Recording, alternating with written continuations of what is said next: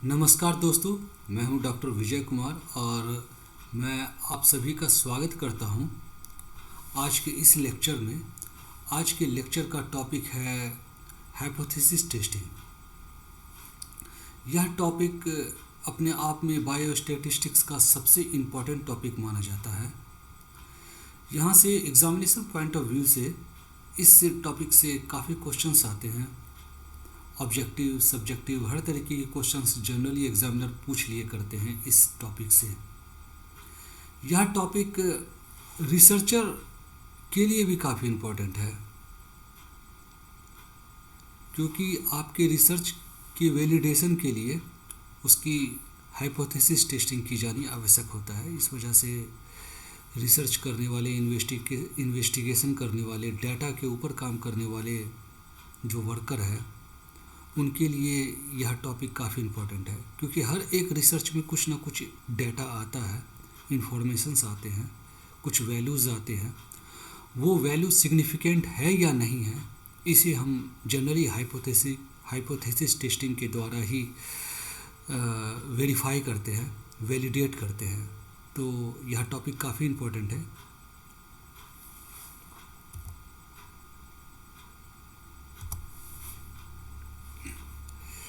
इस टॉपिक के इम्पोर्टेंस को देखते हुए मैंने इस लेक्चर को, इस वीडियो लेक्चर को लगभग 4-5 भागों में बांटा है, ताकि बड़े आराम से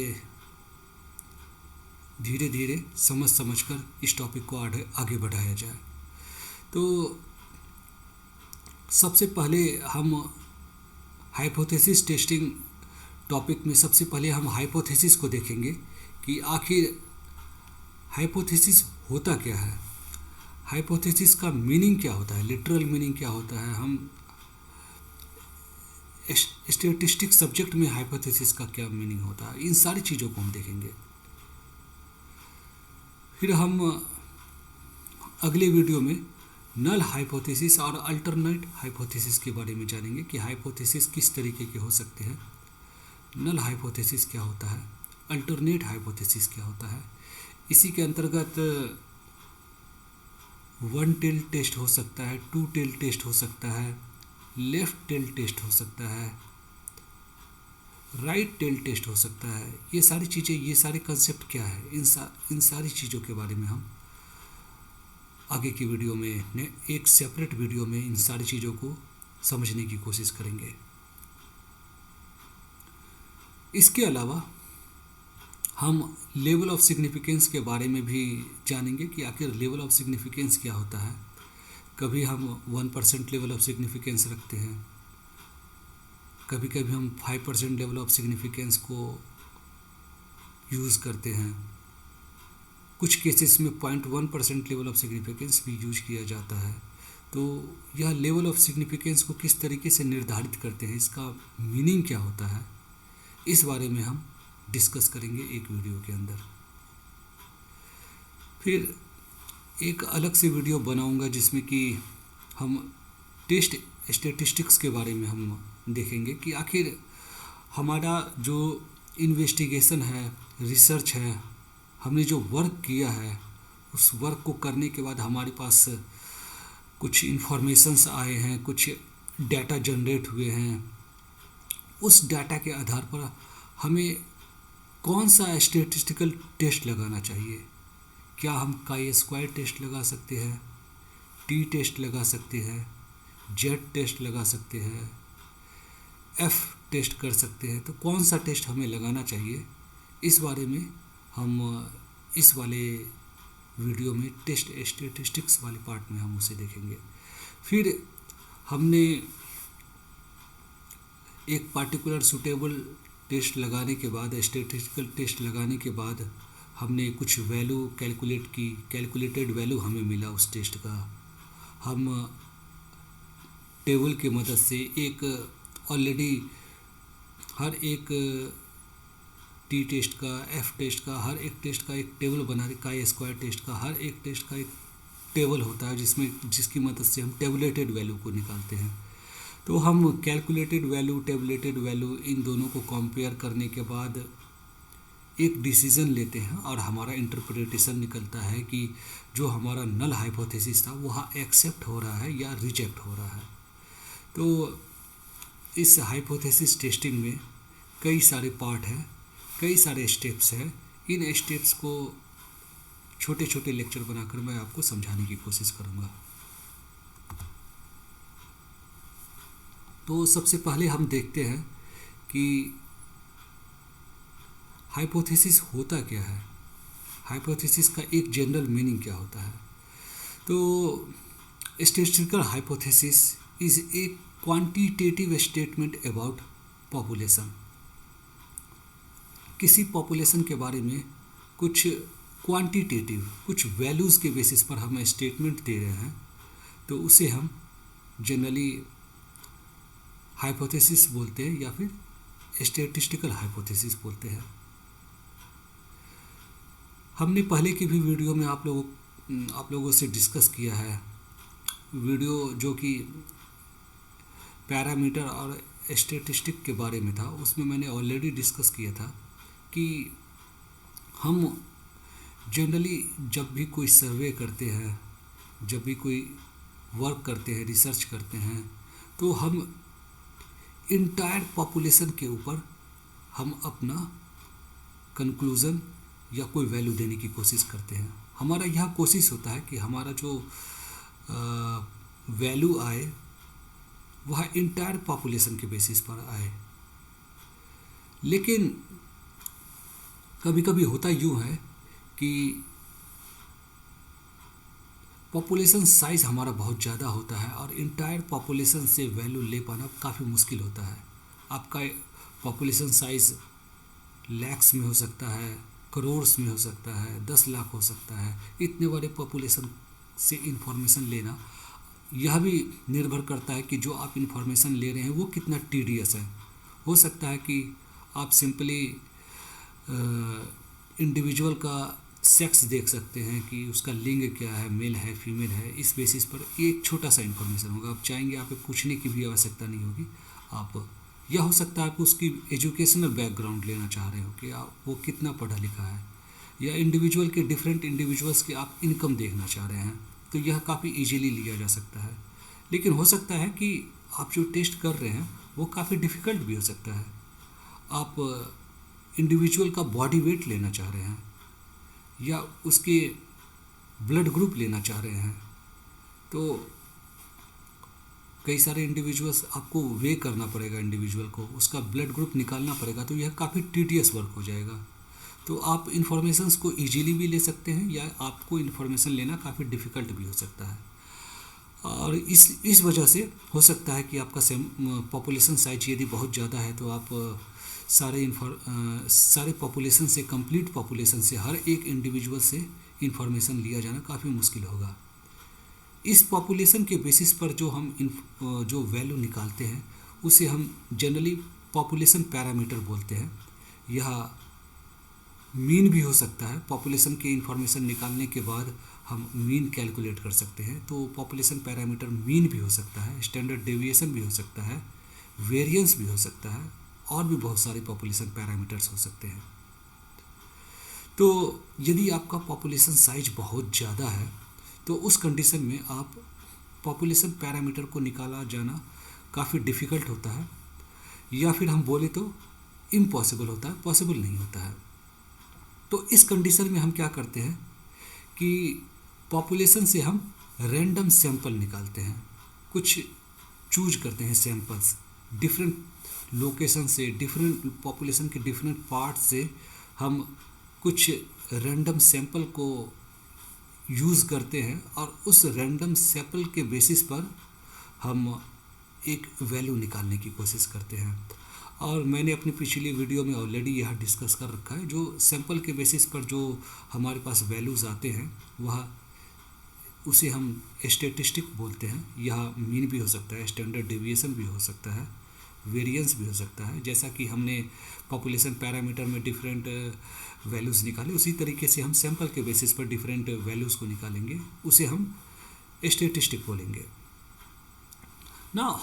अब हम क्या करेंगे कि अब हम जनरली यह कोशिश करते हैं कि जो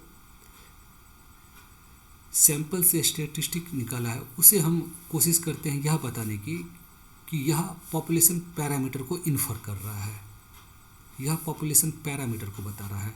जो सैंपल एस्टीमेट होते हैं उसी को हम यूज़ करते हैं, हम क्लेम करते हैं कि यह पॉपुलेशन पैरामीटर है। और ये जो क्लेम्स होते हैं यही क्लेम स्टैटिस्टिकल हाइपोथेसिस होते हैं। और इन क्लेम को टेस्ट करना, इन क्लेम को वेरीफाई करना आवश्यक होता है। और यह जो वेरिफिकेशन का है, इस क्लेम को, इस हाइपोथेसिस की जो टेस्टिंग का जो पूरा प्रोसेस होता है उसे हम हाइपोथेसिस टेस्टिंग बोलते हैं। तो इन सारे इनकम्प्लीट प्रोसेस को हमें करना पड़ता है। हम पहले एक पॉपुलेशन के बारे में क्लेम करेंगे, फिर हम डाटा निकालेंगे, हमारे जो सैंपल्स होते हैं हम सैंपल चूज करेंगे, वहाँ से हम इंफॉर्मेशंस लेंगे, उनको हम वेरीफाई करेंगे। तो यह कंप्लीट प्रोसेस हाइपोथेसिस टेस्टिंग होता है। हम आगे और डिटेल में देखेंगे कि आखिर इन प्रोसेस के अंदर, इन डिफरेंट स्टेप्स के अंदर क्या क्या चीज़ें हम करते हैं। आइए हम एक दूसरा वे देखते हैं। हम हाइपोथेसिस को 4-5 तरीक़ों से समझने की कोशिश करेंगे, क्योंकि यह काफ़ी इस टॉपिक के अंदर, इस सब्जेक्ट बायोस्टैटिस्टिक्स सब्जेक्ट के अंदर hypothesis testing generally course complete होने के बाद भी स्टूडेंट्स को जनरली कन्फ्यूज़न रह जाता है, क्योंकि इसमें डिफरेंट कंडीशंस में, डिफरेंट सिचुएशंस में डिफरेंट टेस्ट स्टैटिस्टिक्स लगाने की ज़रूरत पड़ता है। और काफ़ी अप्लाइड टॉपिक है यह। आपका सैंपल साइज़ यदि डिफरेंट तरीके का होगा तो आप एक अलग तरीके के टेस्ट निकालेंगे। आपके जो सिचुएशंस हैं वह चेंज हो गया तो आप अलग तरीके के टेस्ट को किया जाना आवश्यक हो जाता है। तो इस वजह से आपको अपने माइंड को, अपने ब्रेन को, अपनी समझ को अप्लाई करने की आवश्यकता है। हर कंडीशन में एक ही टेस्ट, आप ऐसा नहीं है कि आप इसे एक बार मग कर लो, रट लो तो फिर आप हाइपोथेसिस टेस्टिंग को अप्लाई कर सकते हो। आप अपनी इंफॉर्मेशन कलेक्ट किया, एक पार्टिकुलर तरीके से इंफॉर्मेशन कलेक्ट किया, आप टेस्ट लगाना चाह रहे हो, आप किसी स्टैटिस्टिशियन के पास जा रहे हैं तो वह बोलेगा कि आपने जो इंफॉर्मेशन कलेक्ट किया है वह कुछ इंफॉर्मेशंस आपने छोड़ दिया है, या फिर आपने इंफॉर्मेशंस जो आपके रिसर्च के हिसाब से आवश्यक था उस तरीके से आपने नहीं किया है, क्योंकि आपकी समझ नहीं थी हाइपोथेसिस टेस्टिंग के ऊपर कि आखिर हमें, मेरे इस टेस्ट के लिए हमें कौन कौन से इंफॉर्मेशंस लेने आवश्यक होंगे, इस बारे में काफ़ी समझ नहीं था। इस वजह से काफ़ी दिक्कतें रिसर्चर को लास्ट स्टेज में जाकर होता है, क्योंकि उन्हें पता नहीं होता है कि हमें कौन सा टेस्ट लगाना है, हमें इस टेस्ट को लगाने के लिए कौन कौन से इंफॉर्मेशंस कलेक्ट करने होंगे। तो हाइपोथेसिस क्या होता है, हाइपोथेसिस टेस्टिंग क्या होता है, इसको मैं हर एक तरीके से समझाने की कोशिश करूँगा ताकि यह जो हाइपोथेसिस का कंसेप्ट है, हाइपोथेसिस टेस्टिंग का कंसेप्ट है, आपको क्लियर हो और आगे यदि आप रिसर्च करते हैं तो वहाँ पर आपको यह लेक्चर हेल्पफुल हो आपके लिए। तो आगे देखते हैं। Hypothesis is an assumption about a population parameter. This assumption may और मे नॉट बी ट्रू।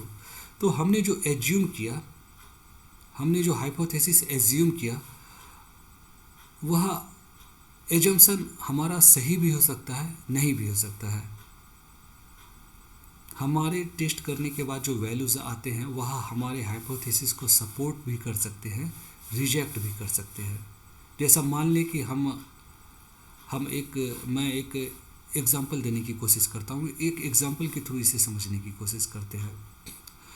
मान लें कि हम किसी एक डेयरी हर्ड में जाते हैं और उस डेयरी हर्ड में लगभग 10,000 डेयरी कैटल पाले जा रहे हैं। दूध देने वाले मवेशियों की संख्या वहाँ पर 10,000 है। और हमें यह कहा गया है, हमें एक स्टैटिस्टिशियन है, हमें यह कहा गया है कि हमें हर इंडिविजुअल के बेसिस पर पॉपुलेशन मीन को निकालना है। तो पॉपुलेशन बॉडी वेट का मीन को निकालना है। तो हमें इसके लिए पूरे हर्ड के हर एक इंडिविजुअल के 10,000 इंडिविजुअल के बॉडी वेट को कैलकुलेट करना होगा। तो यह एक काफ़ी टीडियस वर्क हो जाएगा कि हर एक इंडिविजुअल का आप बॉडी वेट को एस्टिमेट करो, क्योंकि आपका जो पॉपुलेशन साइज है वह बहुत ज़्यादा है। तो यह किया जाना काफ़ी डिफ़िकल्ट होगा। तो आप क्या करोगे, एक एजम्पशन लोगे, आप एज्यूम करोगे, हर्ड को देखने के बाद एज्यूम करोगे, एक आइडिया लगाओगे कि इस हर्ड में कुछ एनिमल्स का बॉडी वेट कम भी है, कुछ ज़्यादा भी है। एवरेज बॉडी वेट जो है वह आपको लगेगा कि हाँ, यह एवरेज बॉडी वेट जो टोटल पॉपुलेशन साइज है उसके हिसाब से लगभग 450 केजी होगा, 450 केजी होगा। आपने यह एक एजम्पशन रखा कि इन एनिमल्स के एवरेज बॉडी वेट जो है वह 450 केजी होगा। यह जो एजम्पशन है 450 केजी का, यह आपका हाइपोथेसिस है। आपने इसे हाइपोथेसिस रखा। यह हाइपोथेसिस आपका सही भी हो सकता है, गलत भी हो सकता है। इसके लिए आपको एक स्टडी करने की आवश्यकता होगी। तो स्टडी करने के लिए आप 10,000 एनिमल को अब आप चूज नहीं करोगे। आप स्टडी करने के लिए एक रैंडम सैंपल को लोगे, रैंडम सैंपल निकालोगे। तो आप हो सकता है कि 50 एनिमल्स का रैंडम सैंपल निकालो या फिर आप 100 एनिमल का रैंडम सैंपल निकालो। तो यह काफ़ी इजी हो जाएगा कि आप 10,000 एनिमल को आप डील नहीं कर रहे हो, आप सिर्फ 50 या 100 एनिमल को डील करने के बाद उसकी बॉडी वेट ले रहे हैं, और यह सैंपल रैंडम होगा। इसका भी एक प्रोसेस होगा रैंडम सैंपल निकालने का। तो यहाँ पर आपने हर इंडिविजुअल का जो सैंपल्स हैं उसके अपने बॉडी वेट को कैलकुलेट करने के बाद आपने एक मीन निकाला। अब आप इस एजम्पशन को, इस मीन को वेरीफाई करने के लिए, हाइपोथेसिस टेस्टिंग करने के लिए आप एक सूटेबल स्टैटिस्टिकल टेस्ट को अप्लाई करोगे। स्टैटिस्टिकल टेस्ट को अप्लाई करने के बाद आपके पास कुछ वैल्यूज़ आएंगे, और उन वैल्यूज़ को, वो जो कैलकुलेटेड वैल्यूज़ होगा उसे आप कंपेयर करोगे टेबुलेटेड वैल्यू के साथ। वह वैल्यू टेबुलेटेड वैल्यू से ज़्यादा है या कम है, उसके बेसिस पर आप डिसीज़न लोगे कि आपका जो हाइपोथेसिस है वह एक्सेप्ट हो रहा है या रिजेक्ट हो रहा है। तो यदि एक्सेप्ट हो रहा है आपका हाइपोथेसिस, तो फिर आप कह सकते हैं कि हाँ, या जो मेरा बॉडी वेट है हर्ड का वह 450 केजी सही है, जो मैंने माना था सिग्निफिकेंटली एक्सेप्ट हो रहा है, यानी सिग्निफिकेंट है। जो आपका वेट आया वह 450 है, तो 45 भी हो सकता है, 55 भी हो सकता है, लेकिन वह सिग्निफिकेंट रेंज में है। तो आप कह सकते हो कि आपने जो हाइपोथेसिस लिया था वह सही था। यदि आपका हाइपोथेसिस रिजेक्ट हो जाता है तो आप कहेंगे कि नहीं, 450 केजी नहीं है, फिर आप दूसरा हाइपोथेसिस दोगे कि नहीं, यह 450 केजी सिग्निफिकेंटली यह एक्सेप्ट नहीं हो रहा है, यह रिजेक्ट हो जा रहा है, तो उसके आसपास भी नहीं है। फिर आप उससे थोड़ा हटकर दूसरी वैल्यू को आप लोगे और उसे हाइपोथेसिस रखते हुए उसे टेस्ट करने की कोशिश करोगे। तो इस तरीके से हम किसी पॉपुलेशन के बारे में कुछ एजम्पशन रखते हैं, पॉपुलेशन पैरामीटर के बारे में कुछ एजम्पशंस रखते हैं और उसे हम टेस्ट करने की कोशिश करते हैं। तो इस तरीके से हम हाइपोथेसिस टेस्टिंग को करते हैं। आइए अब हम एक दूसरा वे देखते हैं हाइपोथेसिस को समझने की। हाइपोथेसिस टेस्टिंग क्या होता है, इस प्रोसेस को समझने के लिए एक और तरीके से हम इसे समझते हैं। Hypothesis is an assumption whose validity is to be tested on the basis of experimental evidence and with the previous knowledge। तो जैसा कि हमने ऑलरेडी डिस्कस किया कि हाइपोथेसिस एक एजम्पशन होता है, पॉपुलेशन पैरामीटर के बेसिस पर आपका कुछ एजम्पशंस होता है, उसे हम एक्सपेरिमेंटल एविडेंस के बेसिस पर कुछ स्टडी करने के बाद उसे हम चेक करते हैं। साथ ही साथ हम कुछ प्रीवियस नॉलेज को भी अप्लाई करते हैं। तो अभी लास्ट के एग्जांपल में हमने प्रीवियस नॉलेज को अप्लाई करते हुए हमने एनिमल्स को देखते हुए 450 केजी का एजम्पशन रखा था, वहाँ हमने प्रीवियस नॉलेज को यूटिलाइज किया था। और इसके बाद हमने कुछ स्टडी किया था, कुछ एक्सपेरिमेंटल एविडेंस लाए थे, हमने सैम्पलिंग किए, हमने हर एनिमल का वेट लिया, 100 एनिमल का। तो हमने कुछ स्टडी किया, वर्क किया, एक्सपेरिमेंट किया, और उस बेसिस पर हमने अपने हाइपोथेसिस को, एजम्पशन को एक्सेप्ट या रिजेक्ट किया। तो अब हम इसे किसी अन्य एग्जाम्पल के थ्रू भी समझने की कोशिश करते हैं, ताकि यह जो हाइपोथेसिस का जो फंडा है वह बिल्कुल क्लियर हो जाए। एक एग्जाम्पल लेते हैं। सपोज़ करें कि एक फार्मास्यूटिकल कंपनी है, और वह फार्मास्यूटिकल कंपनी अपने रिसर्च के बाद, काफ़ी सालों की रिसर्च के बाद एक न्यू साल्ट को बनाया, कोई न्यू ड्रग को बनाया, और वह कंपनी यह क्लेम कर रही है कि यह जो ड्रग है, यह जो नया साल्ट है, यह पुराना जो ड्रग था जो पहले यूज किया जा रहा था उससे काफ़ी ज़्यादा इफ़ेक्टिव है किसी एक डिजीज़ के लिए। तो यह उस कंपनी की, फार्मास्यूटिकल कंपनी की यह हाइपोथेसिस है कि यह जो ड्रग है यह ज़्यादा इफ़ेक्टिव है पुराने ड्रग के कंपैरिजन में। तो अभी इस हाइपोथेसिस को वेरीफाई किया जाना आवश्यक है। तो इसके लिए क्या करेंगे कि हम एक रिसर्च करेंगे। हम पूरे पॉपुलेशन पर नहीं, कुछ सैंपल ऑफ इंडिविजुअल पर इस ड्रग को यूज़ करेंगे, और यूज़ करने के बाद हम इंफॉर्मेशन कलेक्ट करेंगे कि इंडिविजुअल्स जिनके ऊपर पुराने वाला साल्ट यूज किया जा रहा था उनका रिस्पॉन्स क्या है, इंडिविजुअल्स जिनके ऊपर यह नया साल्ट यूज किया जा रहा है उसके ऊपर क्या इफ़ेक्ट है। इन दोनों के इफ़ेक्ट के ऊपर जो इन्फॉर्मेशंस, जो डाटा हमारे पास आ रहा है उसे हम कलेक्ट करेंगे, और फिर हम अप्लाई करेंगे अपनी नॉलेज को कि हमें इसके ऊपर किस तरीके का स्टैटिस्टिकल टेस्ट अब यूज़ करना चाहिए। एक सुटेबल स्टैटिस्टिकल टेस्ट को यूज़ करने के बाद आपके पास कुछ एक वैल्यूज़ आएगा, कैलकुलेटेड वैल्यू आएगा। उसे आप जो टेबुलेटेड वैल्यू आपने निकाला है टेबल की मदद से, हर एक टी वैल्यू का, एफ टेस्ट का, हर एक टेस्ट का एक टेबल बनाकर हर एक बुक में, जनरली एक स्टैंडर्ड बुक में टेबल दिए होते हैं। तो आप उसे, आपकी जो डिग्री ऑफ फ्रीडम है, आपकी सैंपल ऑफ साइज़ है, इनकी मदद से आप उस टेबल को यूज़ करते हुए एक टेबुलेटेड वैल्यू आप निकालोगे। और आपके पास ऑलरेडी रिसर्च करने के बाद आपके जो डाटा आए थे उसके बेसिस पर आपके पास कैलकुलेटेड वैल्यू ऑलरेडी आ चुका है।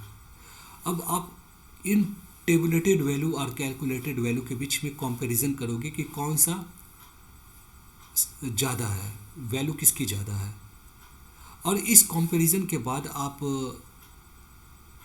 एक डिसीज़न लोगे। आप अपनी हाइपोथेसिस को एक्सेप्ट करोगे या रिजेक्ट करोगे।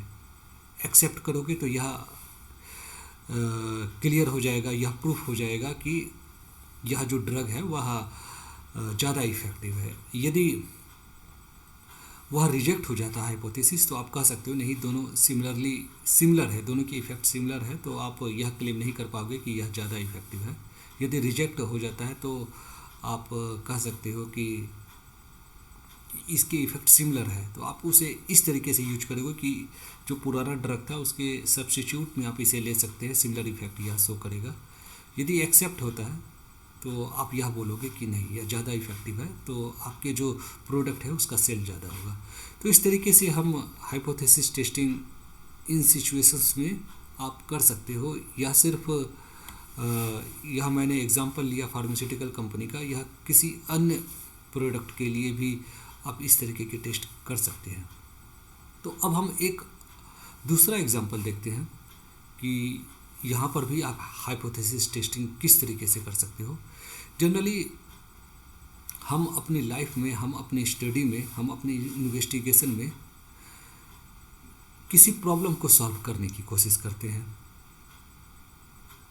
लाइफ में हर एक सिचुएशन में कुछ ना कुछ प्रॉब्लम होता है, और जब हम उस प्रॉब्लम को सॉल्व करते हैं तो हम उस प्रॉब्लम को सॉल्व करने के लिए कुछ प्रोडक्ट बनाते हैं, कुछ सर्विस देते हैं, और उस सॉल्यूशन का हमारे पास मार्केट होता है। तो उस प्रॉब्लम को सॉल्व करने के लिए जो सॉल्यूशंस होता है उसकी वैलिडिटी की जानी आवश्यकता होती है, ताकि आप एक प्रूफ के साथ कह सको कि यह प्रॉब्लम था और इस प्रॉब्लम का यह सॉल्यूशन है, और इसे स्टैटिस्टिकली प्रूफ किया जा चुका है कि यह सॉल्यूशन काम करता है। तो सपोज करें कि जो हमारा प्रॉब्लम है वह क्या है कि जो चिल्ड्रन है, बच्चों में ग्रोथ कम है। तो बच्चों में ग्रोथ कम है, तो इसके लिए कुछ सॉल्यूशन ढूंढा जाए। तो हमने सॉल्यूशन क्या ढूंढा, अपना पूरा पिछला जो नॉलेज होता है, जो प्रीवियस नॉलेज है, उसके बेसिस पर हमने सॉल्यूशन यह ढूंढा कि यदि बच्चों को, चिल्ड्रन को दूध के साथ, मिल्क के साथ हॉर्लिक्स भी दिया जाए, हॉर्लिक्स का सप्लीमेंटेशन किया जाए, तो वह जो ग्रोथ है बच्चों में उसे इम्प्रूव करेगा। तो हमारा जो एजम्पशन है, हमारा जो हाइपोथेसिस है वह यह है कि बच्चों को दूध के साथ यदि हॉर्लिक्स भी दिया जाए तो बच्चों में ग्रोथ फास्टर होगा। यह एजम्पशन हमारा सही भी हो सकता है, गलत भी हो सकता है। तो इस एजम्पशन को वैलिडेट करने की आवश्यकता है, इसे टेस्टिफाई करने की आवश्यकता है, इसकी वैलिडेशन की आवश्यकता है। तो इसके लिए हम एक स्टडी करेंगे। स्टडी में हम कुछ बच्चों को रैंडमली सेलेक्ट करेंगे। मान लिया कि हमने 50 बच्चों को हमने रैंडमली चूज कर लिया, और कुछ बच्चे जो हैं उसे हम अलग से कंट्रोल के तरीके से रखेंगे। उसे हम जैसे पहले मिल्क सिर्फ दूध दे रहे थे तो उसे सिर्फ दूध देंगे, और यह जो 50 रैंडमली सेलेक्टेड चिल्ड्रन है इसे हम दूध के साथ हॉर्लिक्स की सप्लीमेंटेशन करेंगे, हॉर्लिक्स भी देंगे उन्हें। अब हम दोनों तरीके के बच्चों में, दोनों ग्रुप के बच्चों में ग्रोथ को देखेंगे कि ग्रोथ किस तरीके का आ रहा है, और हम इंफॉर्मेशन को, डाटा को कलेक्ट करेंगे। हम एक सूटेबल स्टैटिस्टिकल टेस्ट अप्लाई करेंगे। स्टैटिस्टिकल टेस्ट अप्लाई करने के बाद हमारे पास कुछ वैल्यूज़ आएगा, उस वैल्यू को टेबुलेटेड वैल्यू के साथ कंपेयर करेंगे, और उस कंपैरिजन के बाद हम एक डिसीजन लेंगे कि हमारा जो एजम्पशन था, हमारा जो हाइपोथेसिस था, वह एक्सेप्ट हो रहा है या रिजेक्ट हो रहा है। तो इस तरीके से हम अपने एजम्पशंस को एक्सेप्ट या रिजेक्ट कर सकते हैं। यदि एजम्पशन आपका एक्सेप्ट हो रहा है तो हम कह सकते हैं कि हॉर्लिक्स जो है वह मिल्क में यदि हॉर्लिक्स भी दिया जाए तो बच्चों में ग्रोथ इम्प्रूव होता है। यदि रिजेक्ट होता है तो हम यह बोलेंगे कि नहीं, हॉर्लिक्स का वैसा कुछ इफ़ेक्ट नहीं है। तो हम किसी दूसरे सप्लीमेंट की तरफ जाएंगे, या फिर किसी दूसरे प्रोसेस को देखने की कोशिश करेंगे। तो इस तरीके से हम हाइपोथेसिस टेस्टिंग किया जा सकता है। Hence hypothesis is a presumptive statement और ए रीजनेबल गेस। हमने गेस किया, एक प्रिजम्पटिव स्टेटमेंट था कि हॉर्लिक्स जो है वह आपकी ग्रोथ को इम्प्रूव करेगा, based upon the available evidences. जो आपके पास पुराने एविडेंस थे उसके बेसिस पर यह आपने एजम्पशन दिया, एक प्रिजम्पटिव स्टेटमेंट दिया। अब आगे रिसर्च करने के बाद, based upon available evidences which the researcher seek to prove through his study. ठीक है, आपके जो पुराने एविडेंस थे उसके बेसिस पर आपने कह दिया, एक स्टेटमेंट, हाइपोथेसिस दे दिया कि हॉर्लिक्स है। अब आपने कुछ एक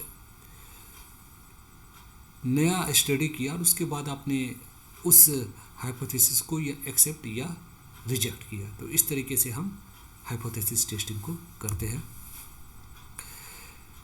एक स्टैटिस्टिशियन थे Van Dalen. According to Van Dalen, a hypothesis serves as a powerful beacon that lights the way for the research purpose, research worker. तो हाइपोथेसिस वैन डैलेन का कहना था, यह काफ़ी, उनका जो यह स्टेटमेंट है यह काफ़ी इम्पॉर्टेंट है कि, और यह बताता है कि हाइपोथेसिस टेस्टिंग कंसेप्ट अपने आप में कितना इम्पोर्टेंट है। उनका कहना था कि हाइपोथेसिस जो होता है वह एक पावरफुल बीकन के तरीके से होता है। बीकन एक ऐसा मीन्स होता है, साधन होता है जिससे कि हमें किसी जहाज़ को दूर से ही पता लगता है कि हमारा यह गोल है, हमारा यह डेस्टिनेशन है, हमें इस तरफ जाना है। या कोई एक जनरली जो एयरक्राफ्ट होते हैं, एरोप्लेन्स होते हैं, उनके लैंडिंग के समय एयरपोर्ट पर बीकन्स बनाए होते हैं, वो लाइट करते हैं और हमें हमारा जो एम होता है, हमारा जो डेस्टिनेशन होता है, उस तरफ जाने में हमें सहायता मिलता है। तो इसी तरीके से जो रिसर्चर के जो डेस्टिनेशन है, जो उनके ऑब्जेक्टिव्स है, उसे पाने में यह हाइपोथेसिस काफ़ी मददगार होते हैं। यह रिसर्चर के लिए एक बीकन के तरीके से कार्य करता है। Hence setting a hypothesis when we start our research is extremely important as it provides the direction and objective of our research project। तो जब भी आप कोई रिसर्च प्रोजेक्ट करते हैं, जब भी कोई आप इन्वेस्टिगेशन करते हैं, तो आपके लिए एक हाइपोथेसिस को सेट किया जाना काफ़ी आवश्यक होता है। और आप अपने रिसर्च को करने के बाद आप अपने वैल्यूज़ के बेसिस पर, अपने इंफॉर्मेशंस के बेसिस पर, कंपाइल्ड डेटा के बेसिस पर आप अपने हाइपोथेसिस को एक्सेप्ट या रिजेक्ट करते हैं। और आप एक साइंटिफिक वे में आप कह सकते हो कि जो हम कर रहे थे वह सही या गलत कर रहे थे। सो फ्रेंड, इस लेक्चर में हमने हाइपोथेसिस टेस्टिंग के पहले पार्ट को देखा। हमने हाइपोथेसिस के बारे में देखा कि आखिर हाइपोथेसिस क्या होता है। अगली वीडियो में हम इसके नेक्स्ट स्टेप के बारे में देखेंगे, नल हाइपोथेसिस और अल्टरनेट हाइपोथेसिस के बारे में देखेंगे कि नल हाइपोथेसिस क्या होता है, अल्टरनेट हाइपोथेसिस क्या होता है। इसके बाद हम लेवल ऑफ सिग्निफिकेंस देखेंगे। फिर हम टेस्ट स्टैटिस्टिक्स किस तरीके से कर सकते हैं उस बारे में देखेंगे। वैल्यूज़ की कंपैरिजन किस तरीके से होते हैं, हम टेबुलेटेड वैल्यू किस तरीके से निकालते हैं, वो सारी चीज़ें देखेंगे। किस प्रकार से हम अपने हाइपोथेसिस को एक्सेप्ट या रिजेक्ट कर सकते हैं, उन सारी चीज़ों को हम एक एक करके अलग अलग वीडियो में देखने की कोशिश करेंगे। So thanks for watching my video. Thank you very much.